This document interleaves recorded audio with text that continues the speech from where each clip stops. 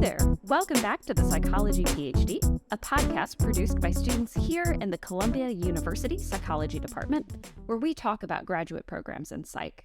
My name is Emily Nakkawita, and I'm a fifth-year student here in our program.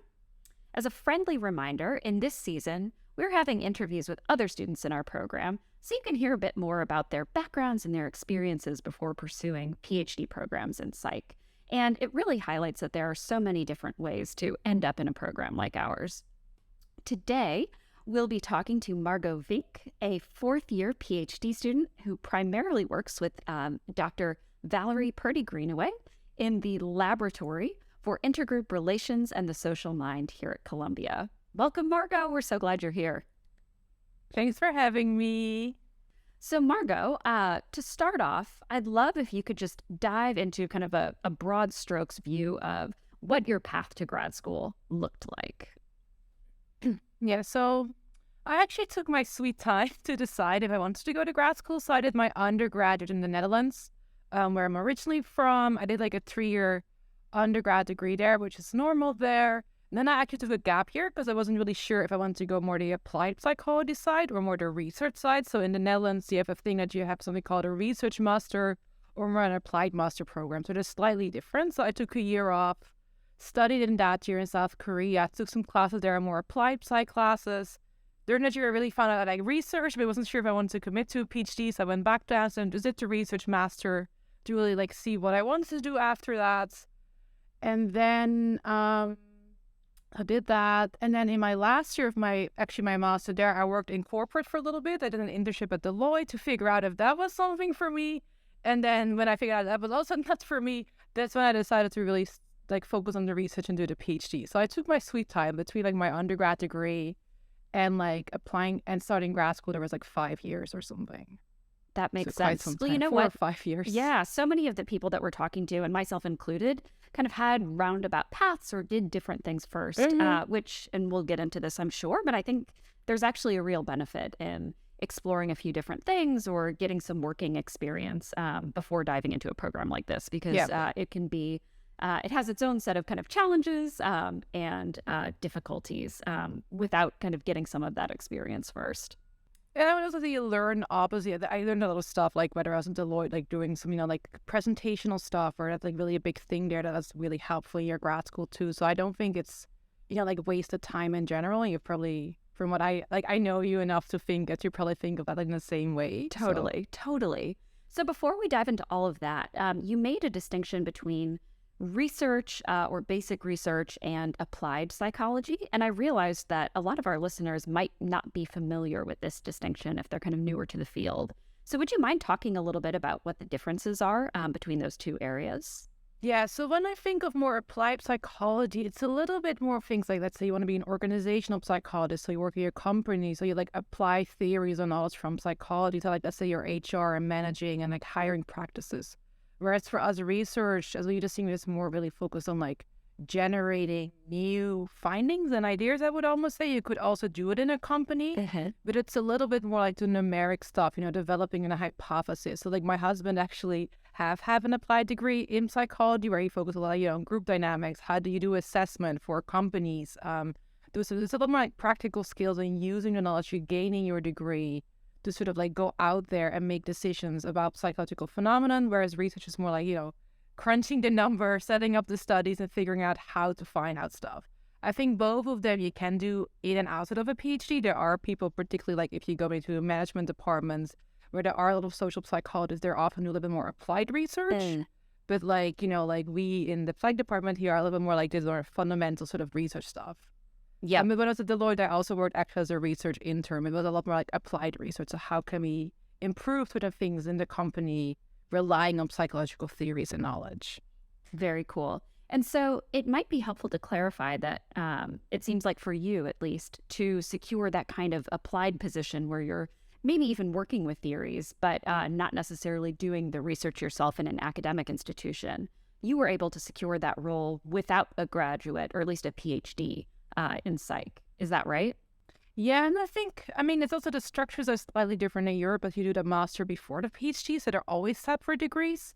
But I definitely see, and I know a lot of people who do them without having to go to grad school. Yeah, I think that's And really I think helpful. a lot of companies also offer, trainings and stuff like that. But usually just knowing a little bit about human function can be very helpful, like when you are an HR professional, for example. Because like you Totally. deal with people, you're human resources or human capital. Like that's what you do. Yeah, 100%. Well, I think it's good to call that out, though, because I think a lot of the time people don't realize that, or they think, oh, I should pursue a PhD because I want to have, say, maybe that kind of a job. And that's a big commitment to pursue a PhD when maybe you don't necessarily need the PhD. Like you were saying, maybe a master's suffices, maybe even just an undergrad with the right work training. So maybe that's kind of a good impetus for people who are listening to think about what are the desired careers they want to have at the end of this and kind of reverse engineer which degrees are required for those careers rather than just Absolutely. assuming you need to dive into something like a doctorate. Yeah, I think the PhD for a lot of positions, especially in corporate, are not necessarily needed on my experiences and perceptions. Yeah, that's And we've also seen, been, undergrads in the lab, like share a lab of, like we have seen undergrads without going to a PhD, like have very satisfactory jobs as well with their PhD, like undergrad degrees only. totally. So it sounds like, based on what you've shared so far, you didn't necessarily know immediately when you were an undergrad that you wanted to pursue a PhD. So when exactly in that process did it really hit you, okay, I'm going to make the decision to apply to programs? And what do you think was really the spark that led to that decision? Yeah, so actually when I started undergrad, I had never heard of a PhD. Like I didn't even know it exists. So like none of my family like really has gone to university or anything. So I'm really the first one to sort of like make that step to higher education in general. And I actually was selected into the honors program back in Amsterdam, which meant I could take extra classes. And one of the classes I took was actually in the psych department with a professor who offered also research internship. And through that, I got to learn about PhDs and I had to work with PhD students, which sort of opened this whole world. Like, oh, I can do this research stuff, which I really enjoy potentially as a career, because I had never even thought about how do you become a professor. So that was a really right moment sort of thing for me. Like, this is something I actually really enjoy. And he really helped me expose to all those things. So I kind of stumbled almost upon it, to say so. Yeah. And then, like I said, like I wasn't really sure after what I wanted to do because the research thing was just pretty new to me. I enjoyed my bachelor thesis, like all those kind of things, but do I want to do it for a living? So I was also really into cultural psych. So that's when I moved to South Korea just for like an exchange program for half a year. And actually when I was there too, I looked at a lot of like marketing, consumer psych classes or UX design type of classes. But as like, in the US too, you have to do the sort of the undergrad or participation credits. And I actually ended up talking with some of the PhD students there, and some of the conversations lasted a little bit too long even for them, but they missed the next participant. But just for me, having that experience of like, getting really into these super exciting conversations, people who shared my passion for certain topics, that really made me decide to go back to Amsterdam to pursue the research master degree, because I knew I could get into the program because I did, really well in the undergrad. I knew the professors, and they were very happy to like accept me back in.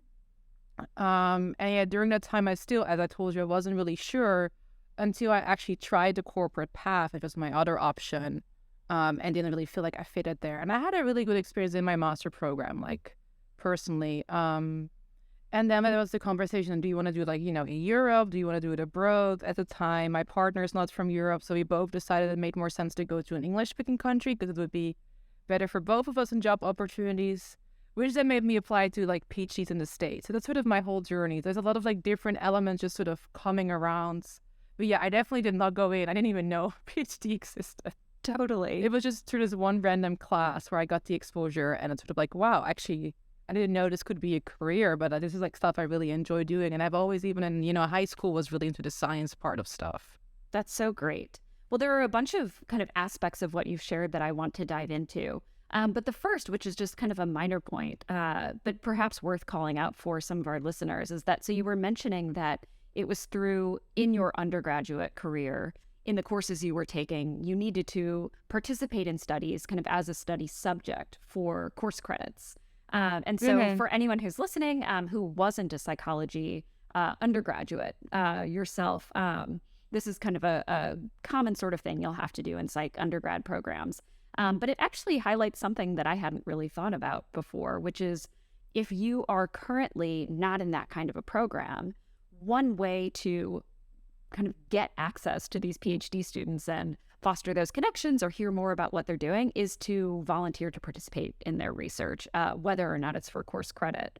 What do you think about that, Margaux? It actually sounds like kind of an interesting strategy. Because, like, you know, yeah, no, and also, like, we have to, usually it's a requirement that nearly everybody, we ask the researchers have to tell you what the study was about, and you can ask questions and stuff, which is also a really great way to sort of learn about, you know, how research is done or how, like, we think about stuff in psych particularly, because social sciences are not all the same. Psych is, I think, very experimentally driven, which is something that attracted me a lot to psychology, the experimental part of it.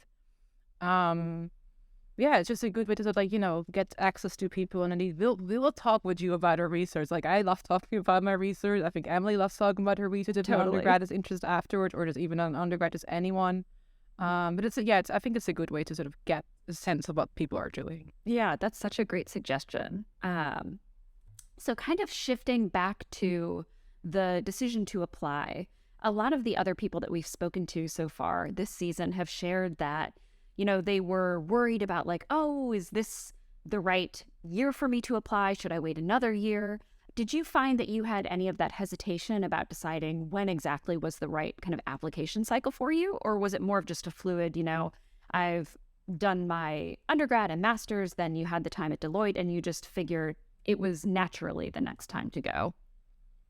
It was naturally, and I talked with some professors at my university who were actually from the States and that are on their, like, PhDs here, if I was, like, gonna be a competitive applicant, and they're like, just go for it. I didn't necessarily expect to get in the first round because there's so much noise in the system. I don't come from, like, you know, a well-known international school necessarily, so that, like, you know, makes a little bit of a hassle. I didn't have any papers published, any poster conference presentations, because it's not that common in, like, Europe to just do that during your master's already. Sure. But I figured, you know, let me just apply to 7 programs I'm really interested in. I was also within my budget at the time, and if I get in, it's great, and if not, I will try another year. Like, so it was just more like, if it happens, it happens, and if not, like, you know I have, like, my master's thesis that I could, like, brand as a paper and stuff to make myself more competitive the next cycle. Totally. Yeah, because they said, you know, like, you were definitely, like, competitive. Just give it a shot. Like, I was like, okay. Yeah, that's a theme that's come up in so many of these different conversations we've had. Like, everyone was kind of feeling at the, you know, time that they applied, like, oh, I'm not sure if it'll work out. It might be a year too early, but they were like, you know, well, I'll give it a shot anyway. And here we all are, right?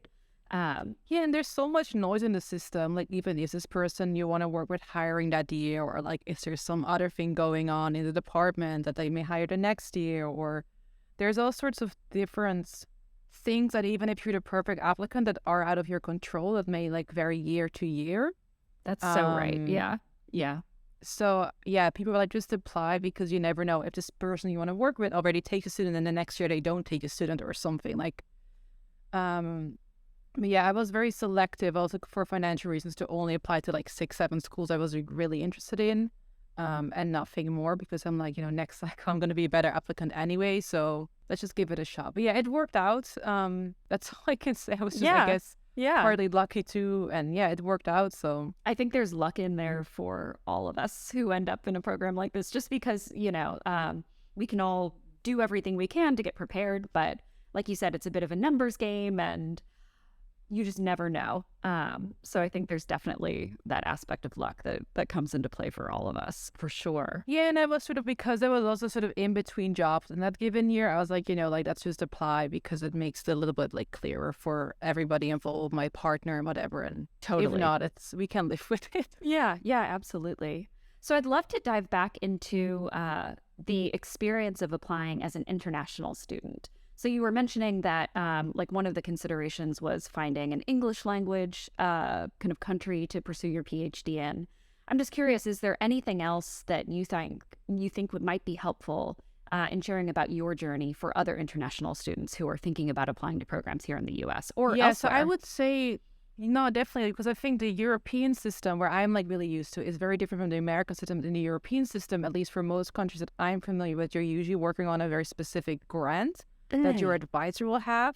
Whereas the American system, you usually have to some extent more freedom in what you really want to pursue.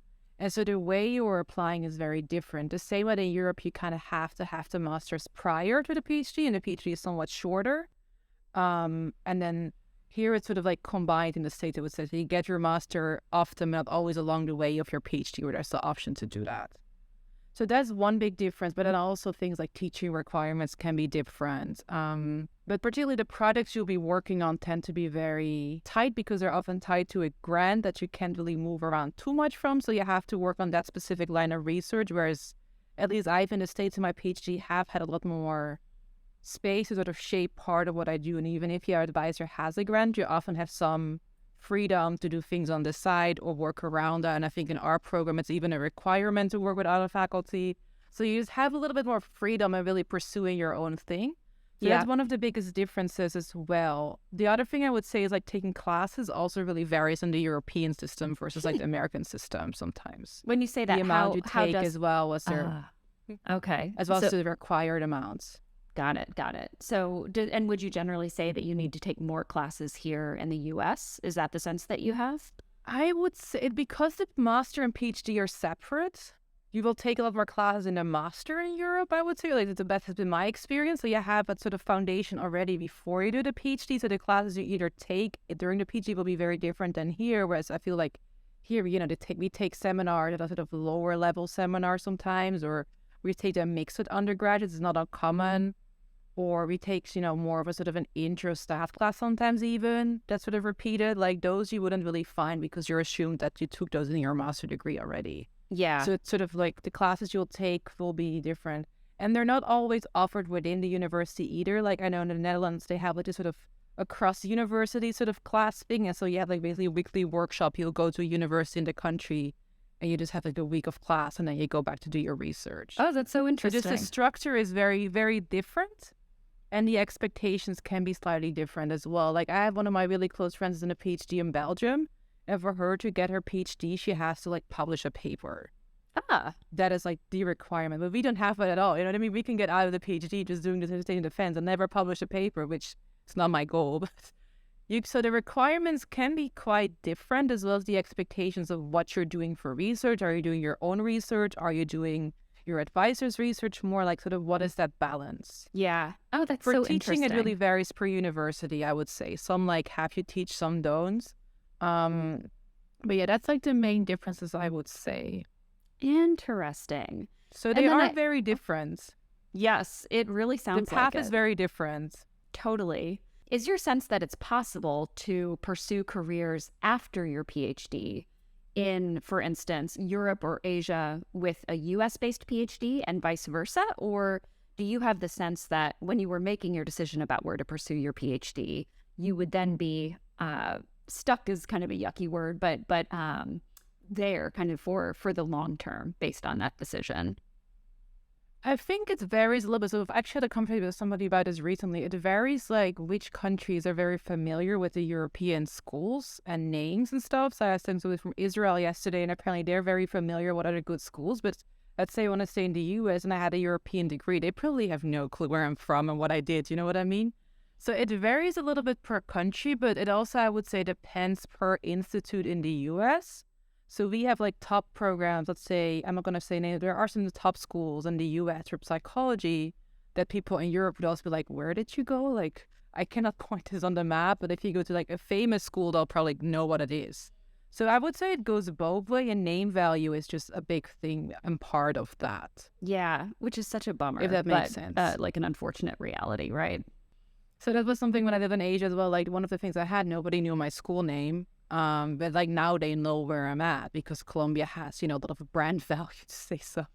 But vice versa, like when I actually went to Colombia, my family was like, do you speak Spanish? Because they thought I was going to the country Colombia. They had no idea what it was.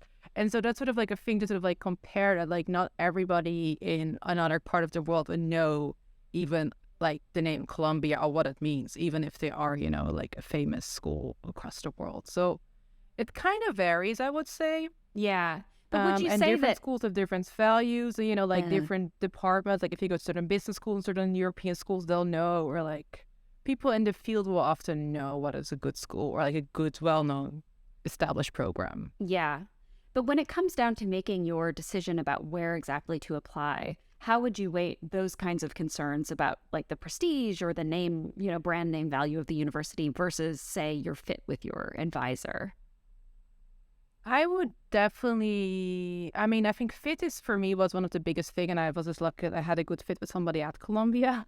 Um, but I do think it really matters depending on what your long-term goals are. So like if you want to stay in academia, people everywhere will know what the sort of the top training programs are, whether you're in Europe or not. Like you'll see people coming from Europe to do postdocs or professor jobs in the States as well. But if you want to go to more like, let's say, the corporate world, it's a little bit of a different game because they don't know, what is a good PhD program? What is that even? Sure. And which are the top schools. So they are more sensitive to different things. So I would say it depends a little bit on your long-term goals. Like, there's certain advisors that are just like really well known and they may not work at the top school, but if you want to apply for an academic job, that really matters. If you want to apply for a corporate job, nobody knows if your advisor is a great researcher or not, if that makes sense. Yeah, that does make sense. So that's sort of what I would say is the sort of difference, a little bit like what you think your long-term goals are. That's really great advice. Again, I feel like and then your PhD to make it more enjoyable, the fit is really important, I would say. Yeah. Totally agree that the fit is really, really important. Whether or not it's your kind of number one criterion, definitely has a huge impact on what your experience as a PhD student will be like, for sure. So why don't we take a minute to kind of pivot away from applications? I'd love to hear more about, now that you're in a PhD program, what it is that you study, both kind of the topics or theories and the methods that you use. Mm-hmm. So I think most of my research sort of focuses about the idea, like how do we perceive, understand, and respond to the status quo, particularly when it pertains to inequalities. So that's sort of what I've been mainly working on. And I like a lot of different methods. That's sort of like a thing I personally enjoy. You don't have to be like that. So I work with archival data and time series type of stuff I'm working on. I have like basic experiments. I work with some big data where we look sort of spatial, where things are occurring in space. And more recently, I've started a project on more how do we perceive groups of people in the context of inequality. So it's very like across a big sort of every field of psychology. I wouldn't necessarily recommend doing that because you have to learn so many methods and skills, which takes a lot of time. Sure. But that's just something I really enjoy doing. Just think about the same sort of question from many different angles. That's so helpful. For people who are listening who may not be familiar with the specifics of these different types of data, would you mind for a second just going into, from a really kind of high level, like what is archival data? What is big data? And how does that differ from, say, what you might get from an experiment? Mm-hmm.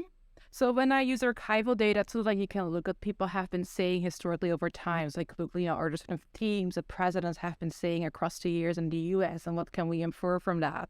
So are the things they're saying different over time, and are there maybe things happening when those shifts happen, or like are we on a certain sort of cultural trajectory? Sure. So you're actually looking at what people said in like speeches or tweets or books or things like that. Yep.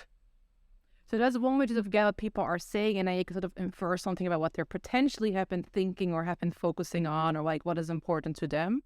At the same time, that's like one project I have. Another project, and like what is it linked to? So are there some like societal phenomena that sort of associated with changes in speech over time? Or that's so interesting. Thinking. Yeah. Another project is more like how things are happening in space. So if you're exposed to certain types of environment, does that influence your behavior in certain ways?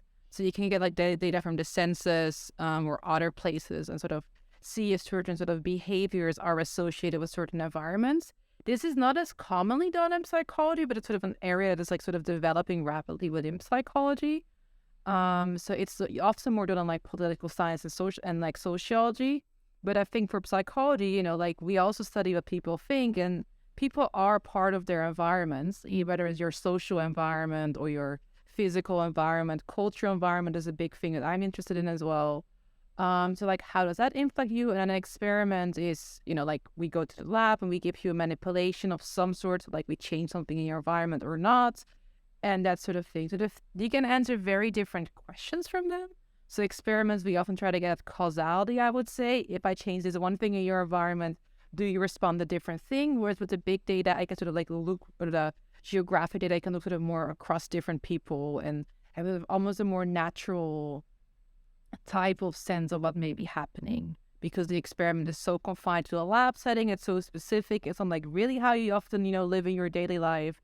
So if the two are congruent, it tells you a very interesting story usually. Yeah, totally. Thank you so much for going into that. That's really helpful. And I feel like it's amazing that you were doing all of these different kinds of it studies takes a yourself. lot of time to learn. But I think it's actually a great intro for any people who are listening or watching who aren't kind of baked into the psychology space themselves already. It actually highlights a lot of people might just specialize in one of those types of data collection. But it's a great summary of a few different ways that psychologists and other social scientists and I think study, one thing for me I would think. add, like when you go to your PhD or when you're applying for PhD, there is a thing that every mentor has a certain way of like they do research. So some people are more focused on the big data. Some people really love experiments. Some people do more survey stuff, or we also people do like more studies over time and see how they change across and between people. And so when you apply to programs, I would also say like, that's a thing. You can actually look for an advisor.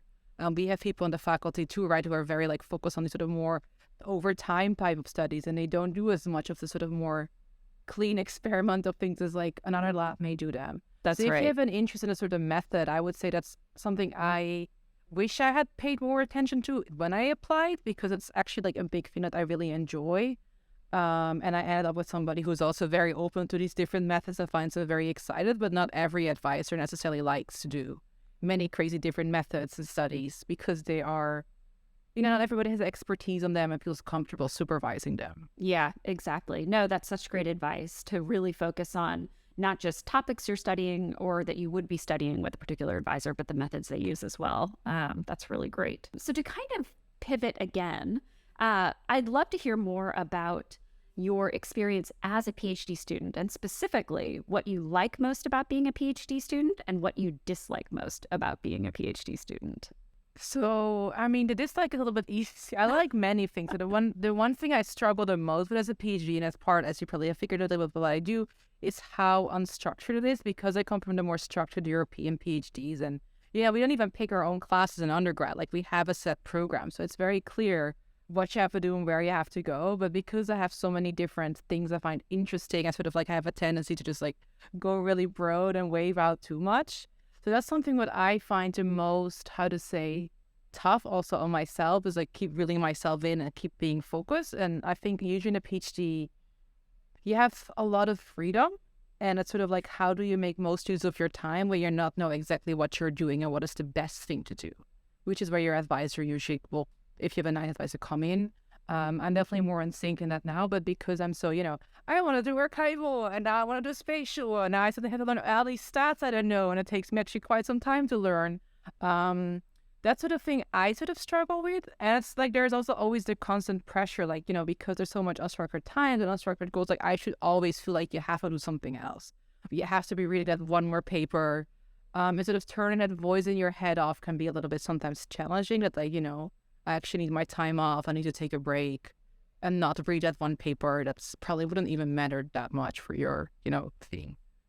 So that's the thing I would say is what I would say like I struggle the most with and therefore dislike, but at the same time I love the freedom. That was one of the big reasons for me to come here, because that's the thing I forgot to mention in Europe. Because there's only so many funded PhDs, because there's only so many grants given, there are a very limited number of opportunities that you can actually get into a PhD as well. Because there may just not be a project around on a topic you like. Which was one of the things some of actually my friends have like walked into, and they did end up not getting a PhD because there was just nothing that really fit to them. So I love the freedom at the same time. I love I can just pursue the things I find interesting, as long as like you get like an advisor to be enthusiastic about it. And I actually love like talking with people and having people with shared interest and enthusiasm about stuff. And I actually enjoy stats and methods and learning about that as well, which is something you will happily do in your PhD. Totally. If that makes sense. So for me, just like I love learning, as you probably noticed. And that's like something I really get to do on a daily basis. Like just read something new, figure out a new method or a new stats technique, or just learn something from even my data, basically, like all those types of things. Yep. Which also makes me not too great at like sticking to a writing schedule because I'm so like, motivated by just learning. And when I learn, I sort of like lose interest, which is a little bit of like not a great habit, but yeah. Yeah, I struggle with the same thing myself. Yes. Writing is, some people love it. I am not one of those people, but we all have the things we like to do more about what we do in this world, and the aspects of it that we love less. I feel like if but I think could just... it also go I think on. it also underscores how many like different ways you can do a PhD. Not everybody has to learn 12 different ways to study the same topic. Like there's people who do this one thing and they do it really well, and that's also really important to have those people in PhDs. Totally. And I think it's helpful to know that not everybody loves every piece of the process, but you can still be successful. So some people love theory and like diving into those types of ideas, and some people don't love that so much. Some people love designing experiments. Some people don't love that so much. Some people love stats and analyzing data, and others don't. Some people love coding and others don't. Some people love writing and others don't. But somehow we're all here and making it work. So if there's anyone out there thinking like, ugh, like I think I'd really enjoy a PhD, but I'm just not so great at kind of, this aspect of it. I think it's really just worth highlighting that that's totally normal. We all have our different strengths and weaknesses and different likes and dislikes. And I guess that's probably true of any job out there too, right? Yeah, and I think also like the PhD gives you some freedom to sort of also focus a little bit more on certain parts you're interested in, even if like I have had the opportunity to take a lot of SAS classes because that's something I like. So I've gone out to do that, and I also have had the freedom, as long as I can make the case why it's useful, but like stats is always useful for research. To sort of do that, whereas other people don't have to do that. They may just indeed be more, and there's people like who want to do outreach stuff, for example, during their PhD as well, and there's also freedom to do that. So I think there is some liberty in like, how you distribute your time to some extent, that you can focus on the things you enjoy more. Yeah. And even for writing, like I write in my second language. I'm far from a perfect writer, you know what I mean? But like still it's something I have to do, and I do it. It's just not something like that I find the most enjoyable thing of my day, but I just schedule some time, I do it, and then you just get over with it. But like you said, like it's something in every job. There's just things you have to get over. Yeah. Sometimes you just have to make the time and force it to happen, and that's just part of life, right? I mean, we have to write a dissertation in the end of like God knows how many pages. We do. So yeah, can't avoid it. All right. So circling back to kind of your path as a whole, is there anything that if you could go back in time and do it differently that you would? I actually don't think so, because I've had I took the time to like really have this broad experience to really figure like what is the right thing for me now. And sure, like, having knowledge that like I was starting my PhD just before COVID started, which is not a great time. And yeah, if I had known all those things, maybe I would have delayed, but there was no way of knowing at the time that those things would happen. Totally. So like given the knowledge I had each phase in my life when I was designing things, I think for me it totally made sense. Maybe application specific. I mean, one thing I didn't do, and which I could have done because it's actually really relevant to my research, is like apply to like different departments other than psych, like a business school or something, because I think like I could have been a good fit there as well. Yeah. And partly because I came from a department that's also very like organizational psych heavy, if that makes sense. I could have like easily moved over. Like my master's thesis and I had to focus on leadership, which is like the most difficult topic ever, and I never like considered that path as well. I don't regret it because I'm like in the right place now, and actually Columbia is very sort of fluid with the business school, if that makes sense. And most of the people I work with do have actually joint appointments weirdly, so I'm still sort of there in some way. But yeah, I think I would have. That was maybe the only thing I would have changed. But other than that, like I think just having go to those extra steps and really having taken my time to know that this is the right thing for me now really has been helpful. Yeah, that's really helpful to know. And so I guess don't rush the decision. That's all I would say. Yeah, totally. If you can afford it, like don't rush the decision. I think that's great advice. And so I guess that is a piece of advice. What I was going to ask is kind of as a final wrap-up question, if there were one piece of advice you could give to aspiring PhD students, what would it be? And if that's it, that can be it. But if there's anything else you want to toss in. I think that is it. I would say don't rush the decision, but really figure out, like, as some faculty in this department, like what your burning issue is, or the thing that you have repeatedly questions on. And for me, I've had a sort of theme about like inequality growing up in Netherlands, which is a very different type of, economic type of system in the US. And then I moved to South Korea, where it's like a very more hierarchical society just by culturally, and they also have sort of inequality issues. Like for me, there's been a repeating theme in like the things I'm interested in. And having had all those different experiences only reinforced to believe that this is the topic I'm also interested in, as well as sort of knowing what else. And I think another thing, just having had things in corporate or things else, like, the world outside of academia is also not perfect, which really sort of helps me on also sort of like process on like sort of the weird dynamics universities sometimes have, because they're different, but like you also have weird dynamics in corporates that are not perfect. Yeah. So totally. yeah, I would say don't feel the pressure to have to start grad school, because there's many things that you can do, as we discussed earlier, without a grad school degree or even a master degree. So just like don't rush into the decision, because there's many other ways you can do it. And even like I think in our program too, we have had people who have had other careers before and prior and at a later point in time. I think we have a fair amount of those. Yeah, including so there's myself. not just like one linear path, you know what I mean, to go to grad school. Exactly. Yeah, that's the whole Don't feel like point. that's the path. That's the whole point of the series. So that's a perfect piece of advice and kind of a perfect way, I think, to wrap up our conversation.